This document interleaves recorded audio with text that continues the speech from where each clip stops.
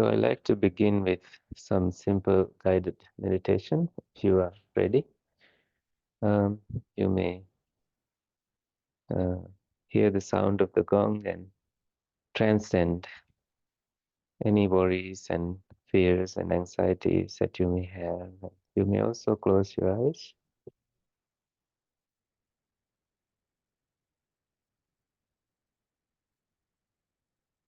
and allow your awareness to reveal the rhythm of your breath, in-breath and the out-breath, especially with the next sound that you hear.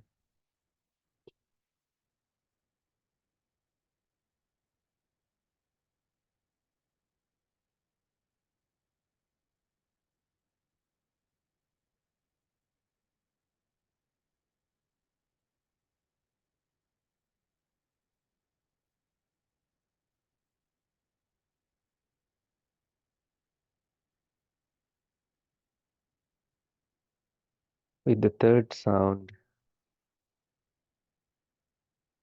just letting things go.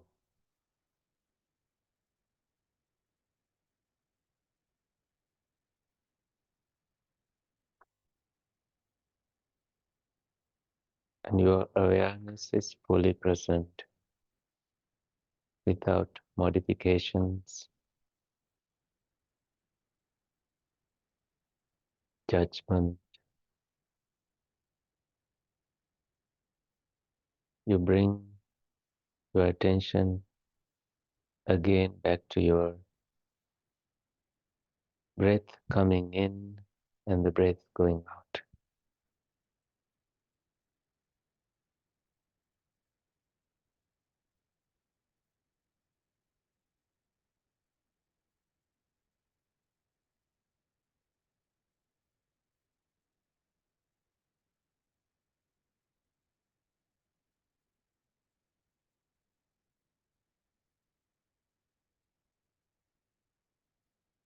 Sounds come and go.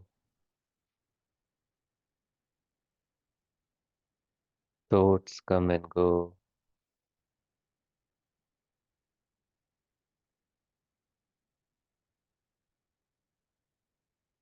Feelings come and go.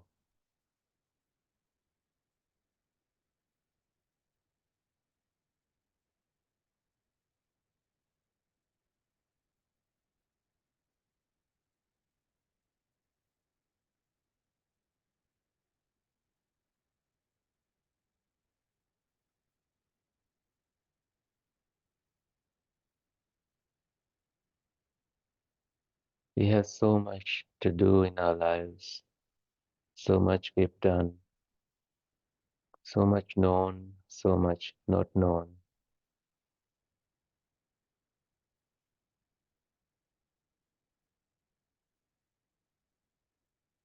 In many options of and ways of being, we choose to be loving kindness that knows no boundaries.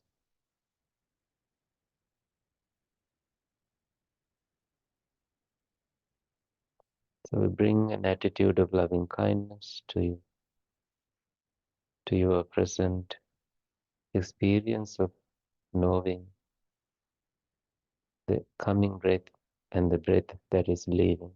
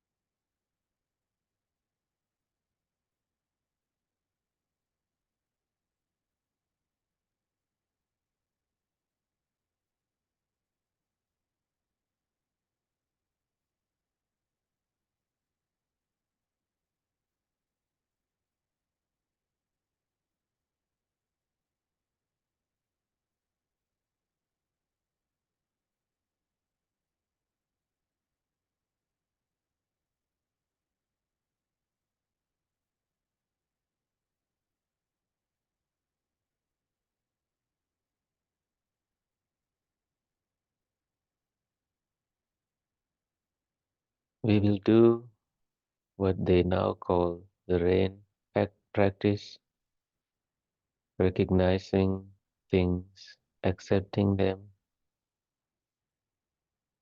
investigating,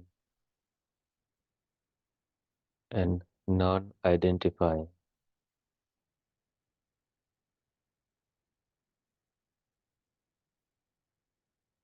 Recognize, accept, investigate, non-identify.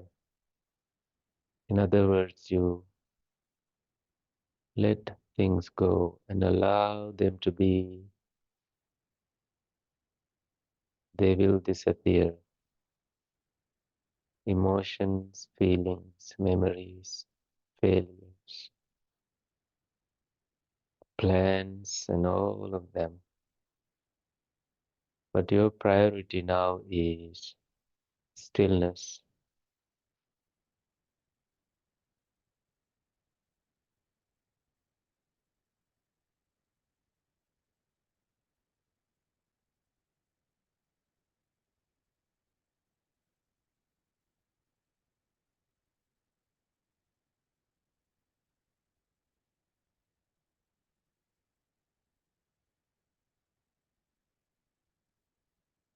Everything comes to a calm position.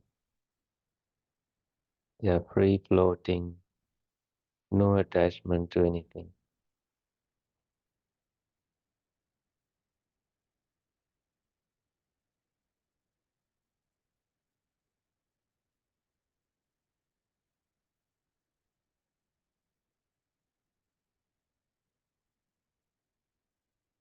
If you are noticing expansion of your awareness,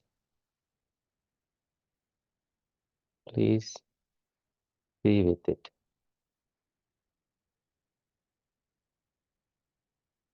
If you notice arising of any obstacles, please be with it.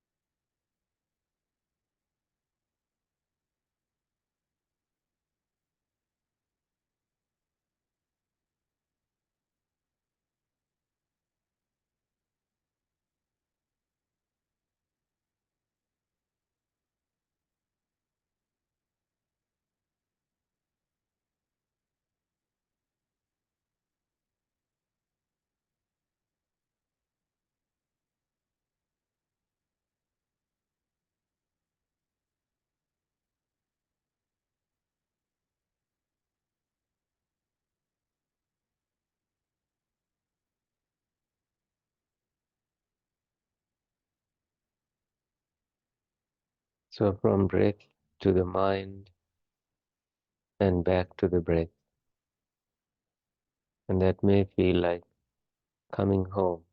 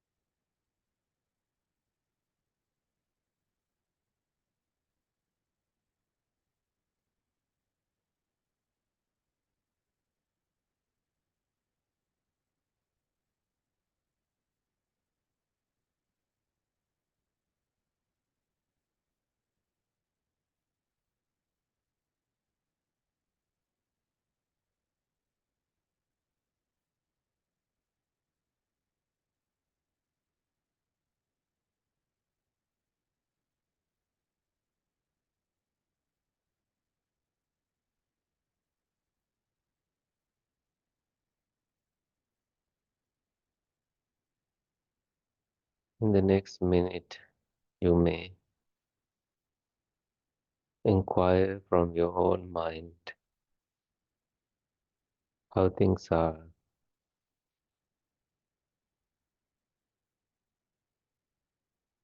and with a sense of acceptance, also wanting to understand more, you will open your heart for the teachings this evening, and you may remain in silence as you walk through the steps of coming out of your meditation and hearing the sound of the gong.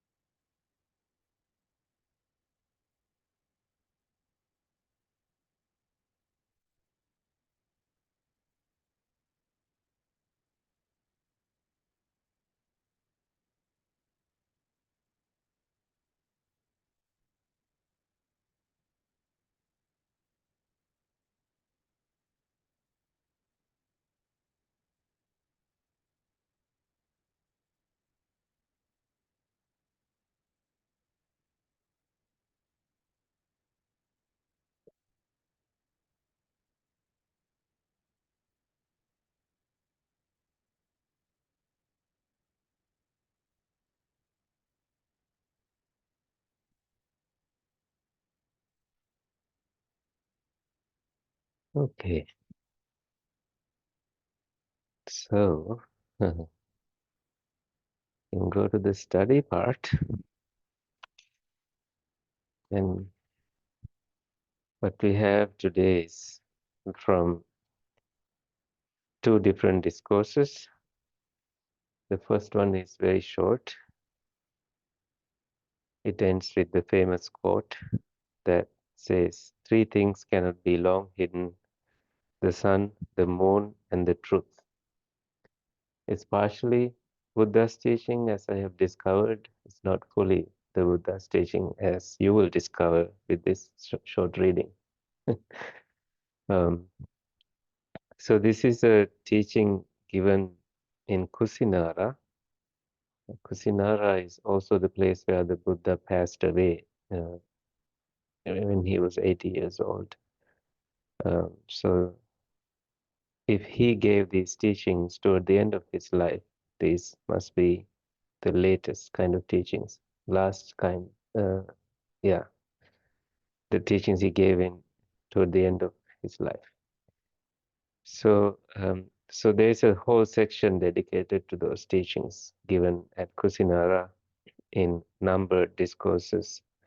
So when it says numbered discourses, that means the discourses are organized in that book by number. So ones of these, twos of these, threes of these, fours of these, and goes up to 11 of these, and whatever that other numbers are lined up but not numbered that way. So we are at the threes section. Three things cannot be long hidden. Three things. Um, so, so what you will discover in that uh, in the three, it's called thicker collection. But what is it called? Triads. Those with threes. So all you will see is the threes in there. And there's a part called Kusinārā, and undercover is the name of the sutta. So the Pali word for that is Paṭicchanna. Something is covered. And let us read together. I like to hear your voice as we read, so we can read and understand. For those who are wanting to read online, so they can also read here. Mendicants, three things are conveyed, continue to exist under cover, not in the open. What three? Females are married with a veil, not unveiled. Brahmin hymns are conveyed under cover, not openly. Wrong view is conveyed under cover, not in the open. These three things are conveyed under cover, not in the open. And then three things shine in the open, not under cover. What three? The moon shines in the open, not under cover. The sun shines in the open, not under cover. The teaching and training proclaimed by a realized one shines in the open, not under cover. These three things shine in the open, not under cover. And now the quote, three things cannot be long hidden, the sun, the moon, and the truth. So you can ask yourself how partially connected this quote with the teaching. Um, the sun, of course, when it is cloudy, you don't get much sunlight. And some people go into depression in the winter because of that. They need more sunlight. Um, and the moon, of course, also has an effect on us. On full moon days, you know the ocean waves go up little bit, and emotions of people are also affected. Some people find themselves to be more drawn to spirituality. So in South Asian countries, there's a practice of going to the temples on full moon days and spending the day meditating. And it's all associated with the moon. But this teaching is not about the sun and moon.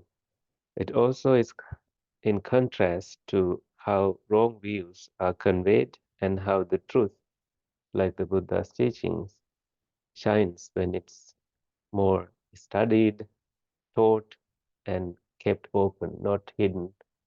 Hidden has, like covered, has a meaning. You can put it in a book and lock it in a cupboard, um, like a bookshelf or in a library. Or you can practice it and start talking about it. And that way also it gets more attention and it gets discussed and challenged. But there's no need for it to be hidden or covered in any way. I remember learning the Pali line for the Buddha's teaching part. It goes as Tathagatapa Vedito Dhamma Vinayo Bhikkhave Vivato Virochati no Paṭicchanna. So Vivato, when it is opened, Virochati, shines more. No Paṭicchanna, not when it is covered. So sometimes I used to begin talks with just that statement, so I could go in any direction. I could talk about noble truths, dependent origination, or ethics, or anything, because it's about opening the teachings to the listeners. And it's a famous quote, and most monks may remember that. Um, and the truth, the word truth has landed in the quote. So the closest to the truth is the teachings of the realized one. The teaching, when he gave the teachings, especially when he gave the first sermon, there were only 5 monks, and there were they were not they were not ordained. They were just ascetics from before. And then monks came into being, and that means discipline came into being. There was a need for a code of conduct for these monks. And after that, any teaching that the Buddha gave, he started naming it as teachings and discipline. Dhamma is for teaching and discipline for Vinaya. It's Vinaya, Vinaya. And some monks have that as a name, Vinaya, Bhante Vinaya, like Bhante Kusala. So Vinaya. It must be difficult to have that name because a lot of discipline is demanded from that monk. But that's briefly about this teaching. Anything that catches your attention up to that point?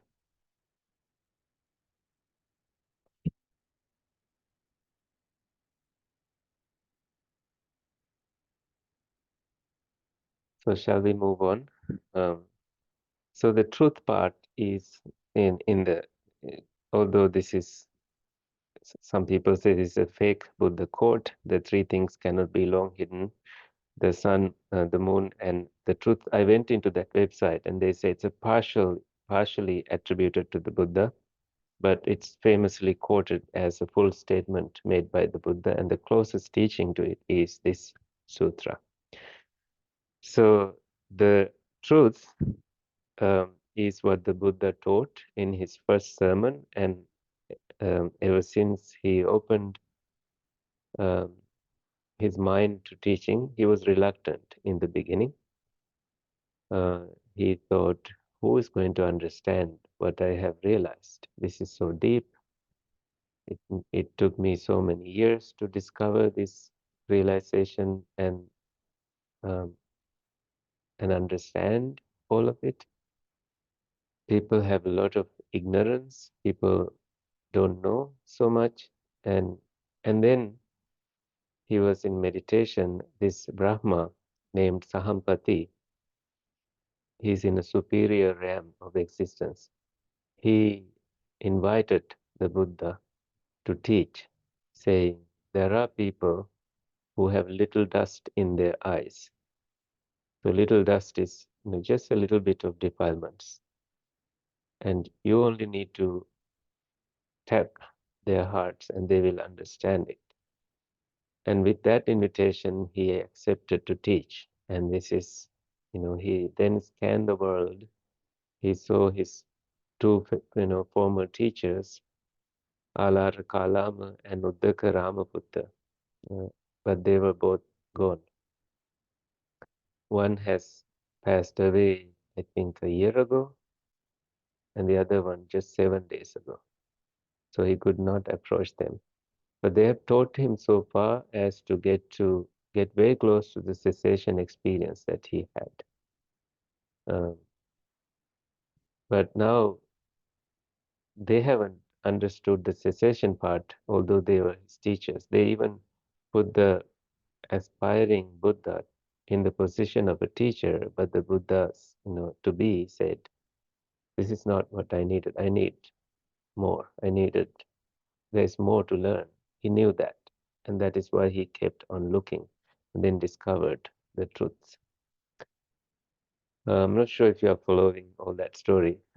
I think I'm just touching briefly what happened so that it kind of brings all that information to the picture as you read the next parts. And then he went into further examine who will benefit from these teachings, and then realized those 5 friends who were meditating with him just before he abandoned self-mortification as a practice must be ready to hear these teachings. So he approached them and they were reluctant to accept him as a friend um, because he abandoned their practice. They pushed him so far as to almost collapsing on ground because of not receiving any food, that they thought that is the way to emancipation, moksha, liberation. But he realized this is going to kill me. This is not going to get me enlightened. So he discovered that middle path is essential. We need to have food. We need to have food nutrients for this body to sustain it and then meditate and have the energy to investigate what is happening in the mind and discover what nobody else has discovered before. So he discovered that, and those 5 friends began calling him friend, at least, much better than what he expected. But he said, "Don't call me friend. I've gone beyond that stage." Um, and it is recorded in this teaching, although I have not printed that part of the first sermon. You can go and Google the first sermon of the Buddha, and it shows up in all the sources. But they slowly began sensing that, just as he was approaching, they began sensing that, oh, this guy has changed. There's something here that we need to learn from him. So one prepared a seat, one accepted his bowl, the alms bowl, and then they saluted him with reverential salutation. And that is when, they addressed him as a friend, but the Buddha said, now he's awakened, call me the awakened one. And that became his name, the Buddha, the realized one. So this is when he began teaching, abandon the self-mortification and extreme luxury, but go toward the middle path. And this is how he began to teach it. And he named it as the that truth that nobody else taught before. Okay, let us read again. The first truth. This is in the Buddha's own words. Now, this is the noble truth of suffering. Rebirth is suffering. Old age is suffering. Please read with me. Illness is suffering. Death is suffering. Association with the disliked is suffering. Separation from the liked is suffering. Not getting what you wish for is suffering. In brief, the 5 clinging aggregates are suffering. This is the noble truth of suffering. Such was the vision, knowledge, wisdom, realization, and light that arose in me regarding teachings not learned before from another. So he's very clear of what he's doing here. Not learned before from another. And you can pay attention to what the heading here. Did the Buddha say life is suffering? He did not say that. But that is how many people want to say, many people want to describe the first truth. He's just saying these things like illness. When you are ill, you don't like that, right? When death is approaching, nobody wants that. When someone is aging, all the wrinkles, people try to put up makeup to hide, and that is a struggle that people go through. And you can also, if you have roommates, try to see association with the disliked roommates is suffering. And then you do want to live with some people, but sometimes there is long distance between that person and you, and separation from the disliked create a lot of suffering. And you want something, you want someone to be this way or that way, but not getting what you wish for is suffering. This is how he described it. But along with that, as you will discover, uh, that he also taught happiness and the highest happiness to the world. Yeah. Mm-hmm. Understand what that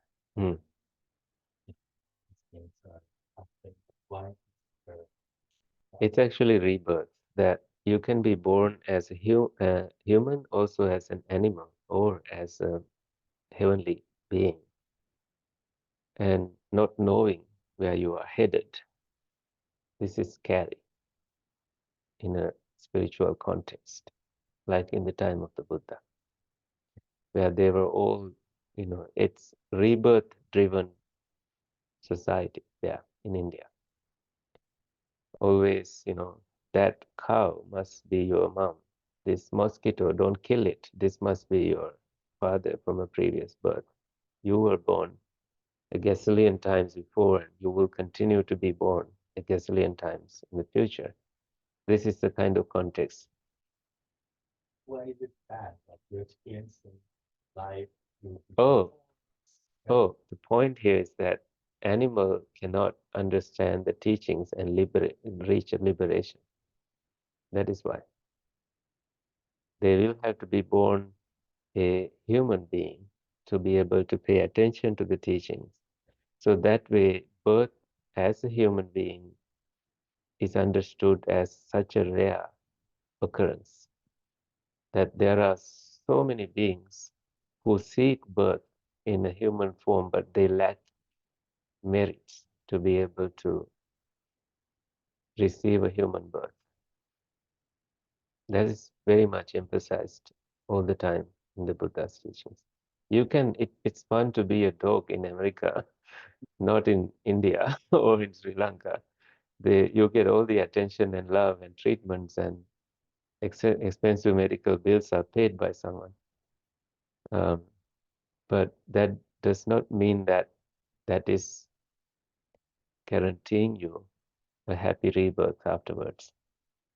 You may be consuming all your merits while enjoying all the luxuries as a dog who lives the 14 years or 16 years of his life. But after that, if you are too greedy for food and you are unhappy that you were not given enough food, that you may be creating a mental world of unhappiness that could be labeled as hell, but that is a long, long, long, long period of time of being stuck in that place, and you don't know how to get out of it because you are lacking fuel enough to know what is going on.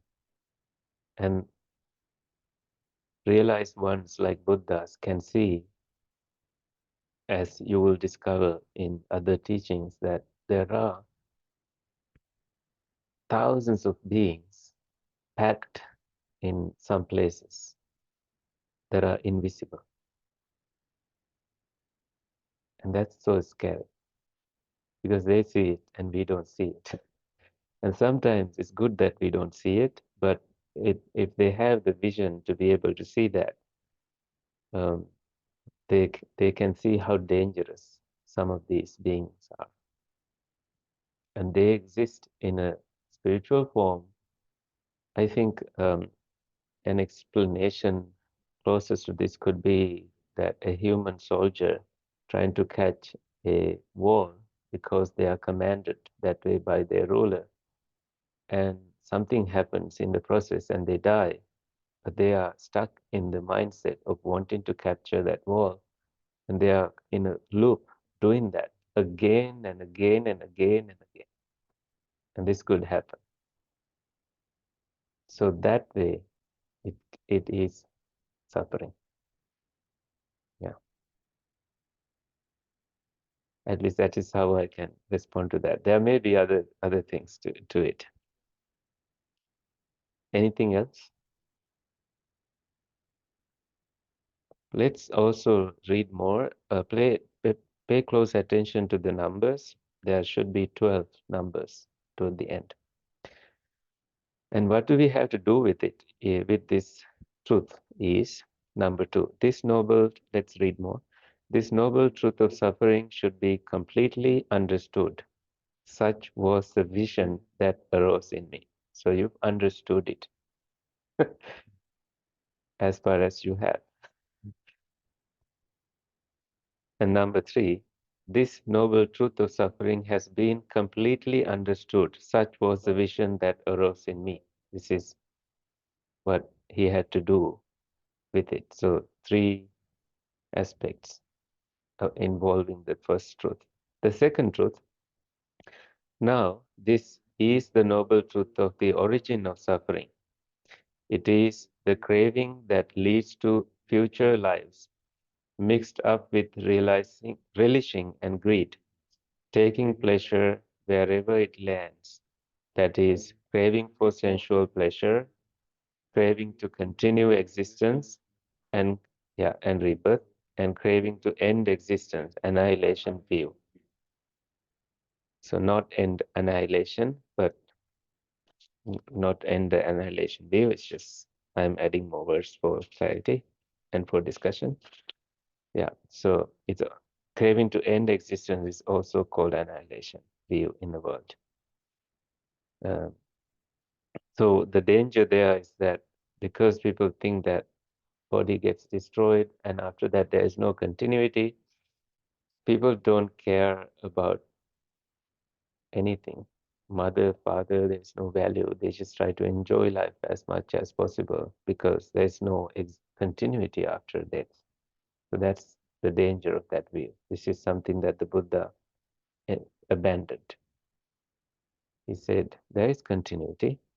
You just need to see that and see if you can reach to liberation even in that, or get a happier rebirth, happier place. The craving for sensual pleasure, I think we all understand that. It's called kama tanha, craving to continue existence. That is also a kind of craving that some people have. You know, I want to be born in a happy place. I want to be born a dog. I want to be born this, that. I want to be a heavenly person. I want to be the ruler of heavens. You know, there can be those misguided cravings that can arise in our minds, and we may pursue that. Some people lack this kind of teaching, therefore, they tend to think that what they are believing is true. There have been groups that believe in heaven and then they commit suicide to reach heaven. Things like that can happen.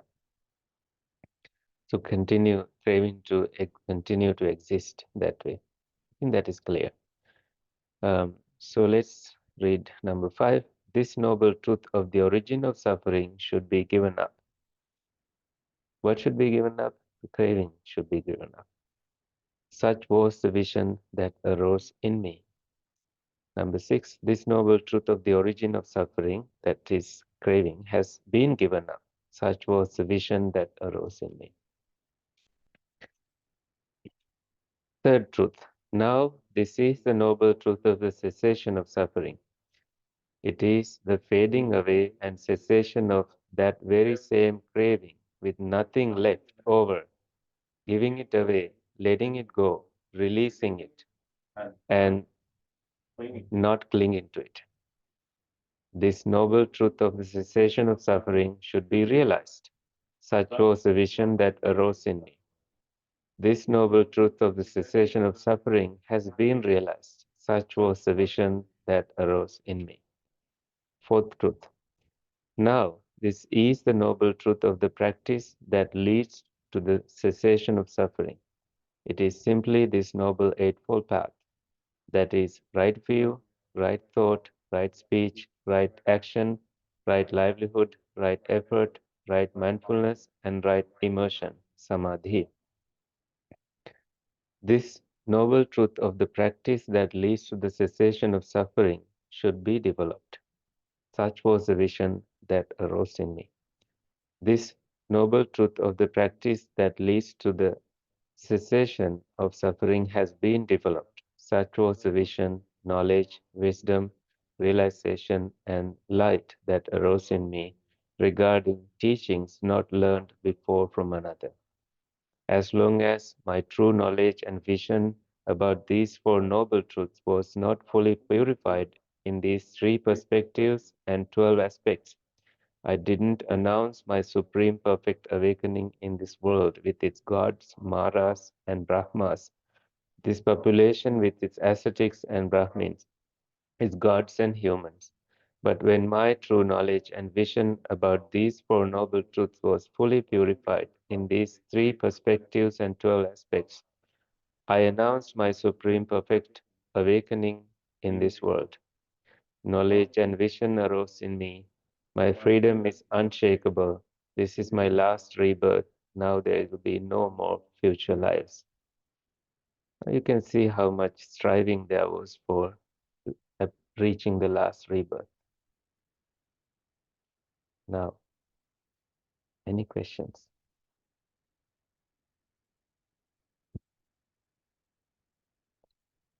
The 12 aspect about 3 perspectives and 12 aspects.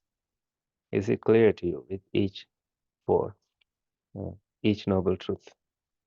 This is about the 4 truths, the noble truths. It's called Arya Satya, noble truths. Arya is the word for noble. It is realized by noble hearts.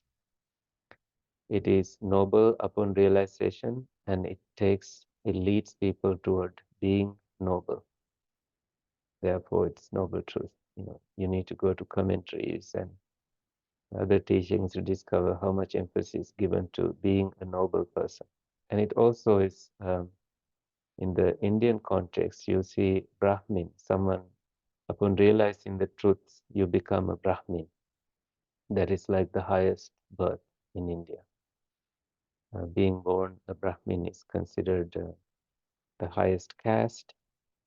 This is a tradition that the Buddha refuted. So he blended those words with his own teachings and said, upon realizing these truths, no matter what caste you are born, you are a Brahmin. Because it also gives you perspective toward living a harmonious life of practicing the Eightfold Path and accomplishing or reaching to the end of it, such as the right view, right speech, all of that. He realized that he practiced and then began teaching that as the middle path to people. So again, if you ask yourself, did the Buddha say life is suffering? No. If he said life is suffering, he would just not teach, you see, right effort, right livelihood, right mindfulness, and right immersion. He would not teach those things. That immersion aspect is very important. It's a samadhi, like stillness of your mind.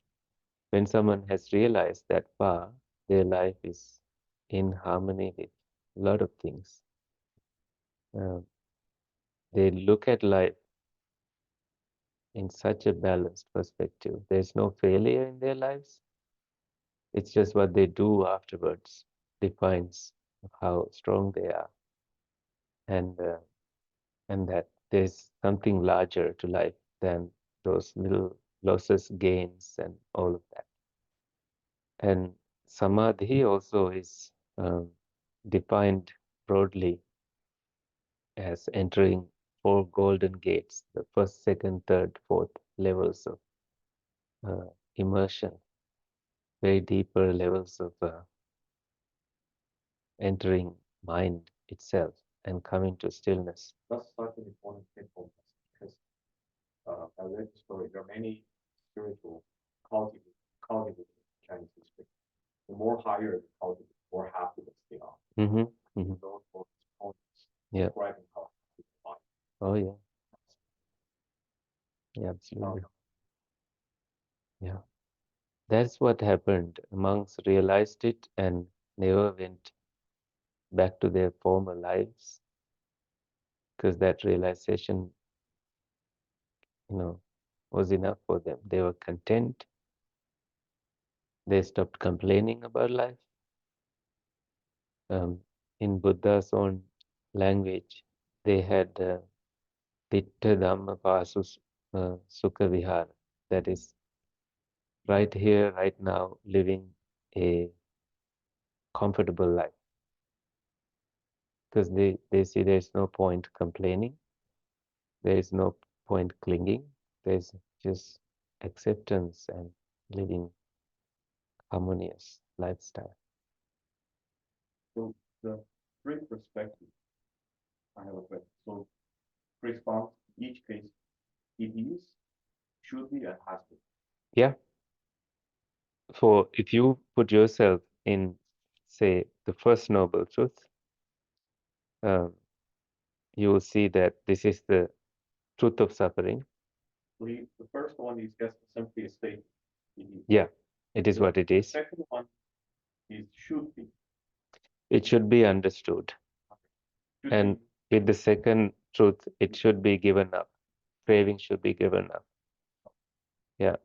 And the third one, cessation should be realized. And the fourth one, um, eightfold path should be cultivated. So very important words, realized, given up, um, also realized again, right? Cessation should be realized and then cultivated. And whenever you arrive at, it has been completely understood, it has been given up, and um, has been completely realized and completely developed. You are also an enlightened one, as equal to the mind of a Buddha. You may not be fully accomplished as a Buddha, but what he discovered, what he realized, has been now realized by you. Yes. That bell means the other group is coming for their 7 p.m. meditation. Any last questions before we wrap up?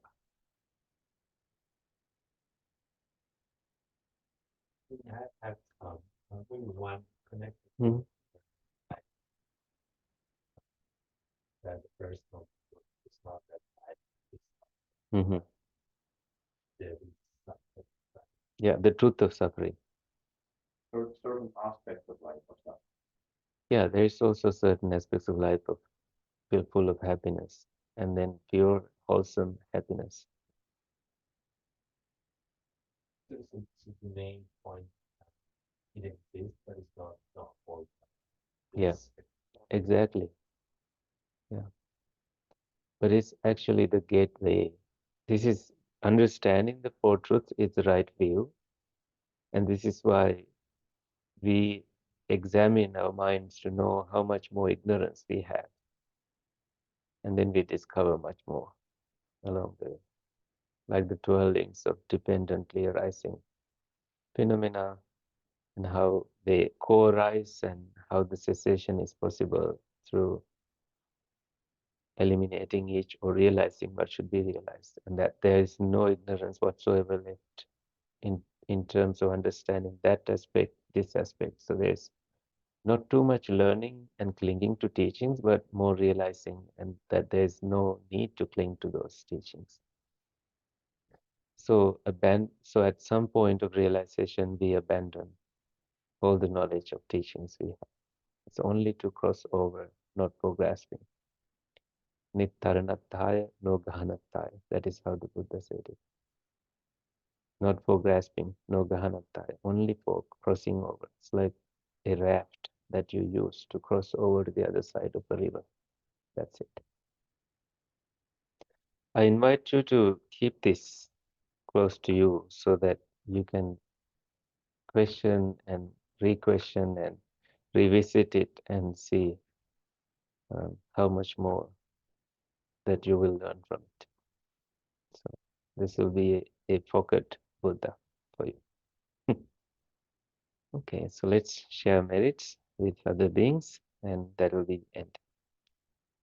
You may bring your palms together if you may, and join with these thoughts. May the suffering ones be suffering free, the fear struck fearless be. May the grieving shed all grief, and may all beings find relief. May all beings share this merit that we have thus acquired for the acquisition of all kinds of happiness. May beings inhabiting space and earth, devas and nagas of mighty power, share this merit of ours. May they long protect the teachings of the Buddha. Sadhu, sadhu, sadhu. So may good things happen to you all. Thank you for listening.